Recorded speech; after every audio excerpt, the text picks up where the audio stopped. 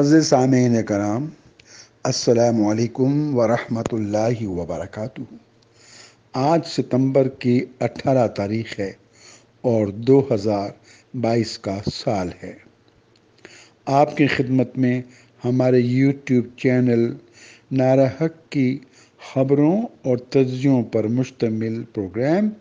وفاقی دارالحکومت کے سینئر صحافی قیصر بٹ پیش کرتے ہیں۔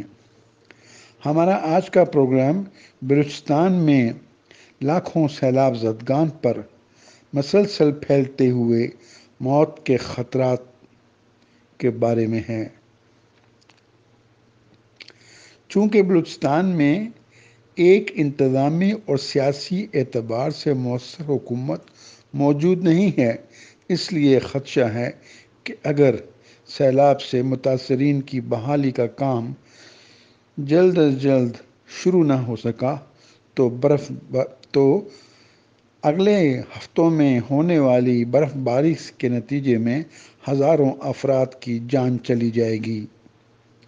بلوچستان میں گزشتہ ایک سال سے زائد کا عرصہ گزرا ہے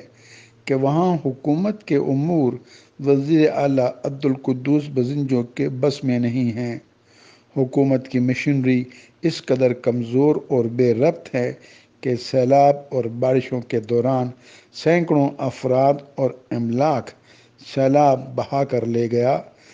مگر غفلت اور لاپرواہی کا یہ عالم ہے کہ حکومت کے کسی بڑے سے بڑے ذمہ دار کو بھی یہ بتانے کی جرات نہیں ہو سکتی کہ بلوچستان میں مجموعی طور پر کتنے افراد سیلاب میں بہہ گئے۔ وہ تو اللہ کا شکر ہے کہ chief of army staff general Qamar Javed Bajwa نے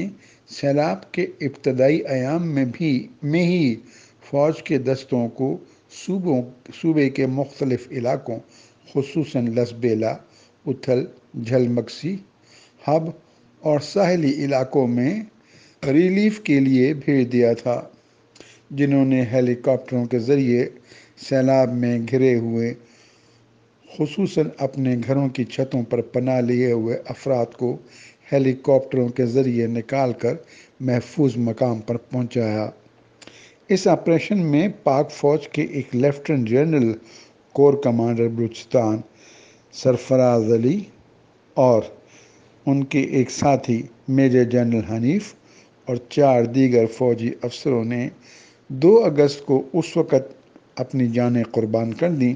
جب وہ لسبیلا اور حب کے علاقے میں سیلاب سے متاثرہ علاقے میں ریلیف کے کام کی نگرانی کر رہے تھے۔ اس سلسلے میں سب سے اہم اور افسوسناک حقیقت یہ ہے کہ وزیر اعلیٰ عبدالقدوس بزنجو اور قائم مقام گورنر جان جمالی سمیت کسی صوبائی یا وفاقی وزیر یا رکن صوبائی اور قومی اسمبلی یا سینٹ کے کسی رکن نے اپنی خوابگاہ سے نکل کر سیلاب زدگان کی حالت زار دیکھنے کی زحمت گوارا نہیں کی اور سیلاب میں ڈوبتے ہوئے عوام کو ان کے حال پر چھوڑے رکھا۔ وہ تو خدا بھلا کرے اقوام متحدہ کے سیکرٹری جنرل جو ستمبر کے دوسرے ہفتے کے اوائل میں کوئٹہ آئے اور سیلاب زدگان کے ساتھ ہمدردی کا اظہار کرنے کے لیے اندرون بلوچستان گئے، انہیں استا محمد لے جایا گیا جو کہ قائم مقام گورنر کا آبائی علاقہ ہے۔ چنانچہ اس دن قائم مقام گورنر جان جمالی اور وزیر اعلیٰ بلوچستان کو جنرل سیکرٹری کے ہمراہ سیلاب زدگان کی حالت زار دیکھنے کا موقع ملا، اور اگر یہ ضروری نہ ہوتا کہ سیکرٹری جنرل کے ساتھ گورنر اور وزیر اعلیٰ کو بھی جانا چاہیے تو شاید یہ دونوں افراد اس دن بھی اپنے گھروں میں بیٹھے رہتے، لیکن ان کا جانا بھی نہ جانے کے برابر ہی ہوا۔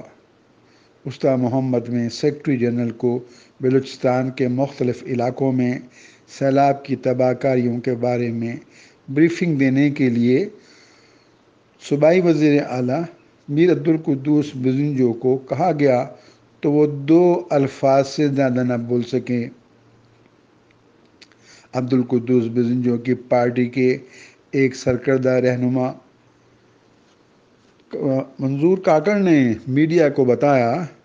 کہ سیکرٹری جنرل کے سامنے عبدالقدوس بزنجو 2 لفظ سے زیادہ نہ بول سکے اور نہ ہی بتا سکے کہ سیلاب نے ان کے علاقے میں کیا تباہی مچائی ہے۔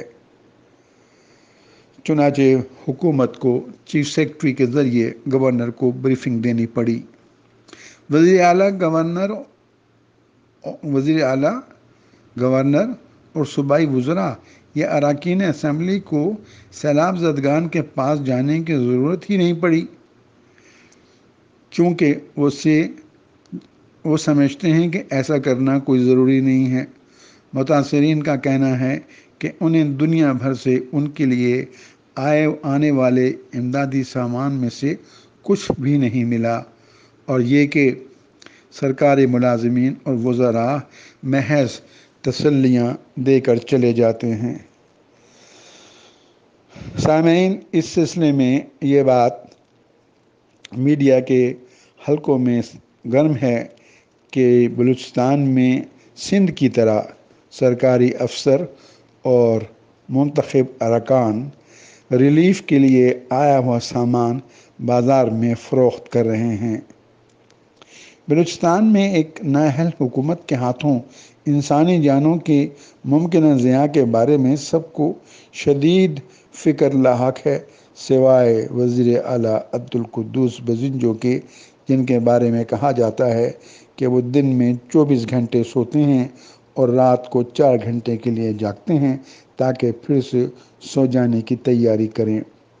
میر بزنجو کی حکمران پارٹی بلوچستان عوامی پارٹی کے جنرل سیکرٹری منظور کاکڑ نے حال ہی میں میڈیا کو بتایا کہ میر بزنجو دن بھر سوئے رہتے ہیں اور رات کو محض 4 گھنٹے کے لیے جاگتے ہیں۔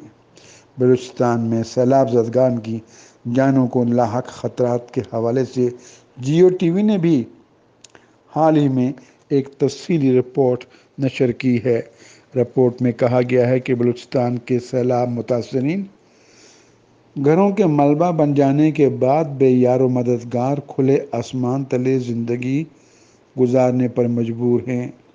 بے گھر ہونے والے ان متاثرین کو بس ایک ہی خیال پریشان کر رہا ہے کہ ابھی ایک قیامت سیلاب کی صورت گزری ہے،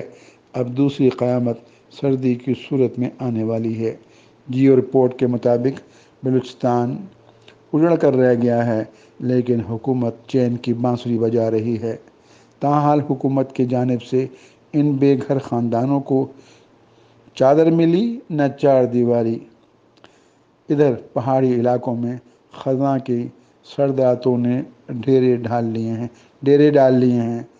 اور بے بس لوگوں کو پہلے حالات نے ستایا، پھر بھوک نے تڑپایا اور وقت گزرا تو بیماریوں نے آن گھیرا۔ جیو ٹی وی کے مطابق وفاقی اور صوبائی حکومت نے اگر اب بھی ہوش کے ناخن نہ لیے تو آنے والی سردیوں کا بے رحم موسم ان پریشان اور برباد لوگوں کو مزید جان لیوا زخم دے کر چلا جائے گا۔ متاثرین کا کہنا ہے کہ ارباب اختیار موسم سرما سے پہلے عملی اقدامات کریں، ورنہ یہاں برف باری شروع ہوتے ہی انسانی بحران جنم لے گا۔ سامعین، ہمارے آج کے پروگرام کا وقت ختم ہوا۔ اگلے پروگرام تک کے لیے خدا حافظ۔ آپ سے گزارش ہے کہ آپ ہمارے یوٹیوب چینل کو سبسکرائب کریں، اور ہاں، یہ بھی گزارش ہے کہ آپ ہمارے یوٹیوب چینل کو سبسکرائب کرتے ہوئے بیل آئیکن کے بٹن کو ضرور دبا دیجیے تاکہ اگلا پروگرام سب سے پہلے آپ کی خدمت میں پہنچ جائے۔ خدا حافظ۔